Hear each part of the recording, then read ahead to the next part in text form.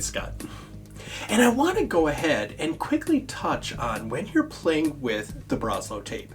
Specifically, remember that the smaller the baby, the higher the stress. And the higher the stress, the less your brain works. And that's important. Because when most people play with the Broselow tape, you measure red ahead, you see the kid is a yellow, and you have all of your meds equipment in the yellow section. And if you see the child is a purple, you have all of your meds, all of your equipment in the purple section. Great. The problem is when it comes to little ones, specifically 3, 4, 5 kilos. Now, why that comes into play is, if you notice up top, it says 3, 4, 5 kilos in the gray section. But all the other parts of the tape have names of colors.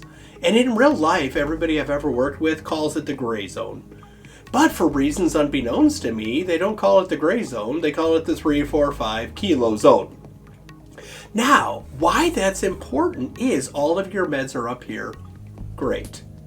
But now we've got a newborn. We want to figure out equipment. We look to the bottom, and you notice that the only thing that it mentions in regards to equipment in the gray zone is ET tube insertion length, otherwise known as where do you tape the darn thing. That's important. Because under stress, you're used to seeing the name of the color, looking down and seeing all your meds and equipment on all the other colors, except for newborns with little gray. So if you fit in the tiny gray zone, it says this is where you tape it.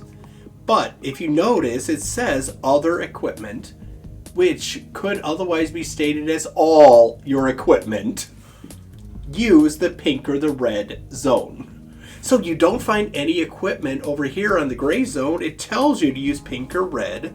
So if you jump to the right, you notice that pink and red are sharing one zone. So with that in mind, it's telling you to look over here. So if you look over here, you find ET tube, you find where do you tape it, and it breaks it down. This is where you tape if the child is a pink. This is where you tape it if the child is a red. At the bottom, it tells you if you're popping in an LMA or a laryngeal mask airway. It says if you're pink, this size, if you're red, this size, if you're popping in a Foley.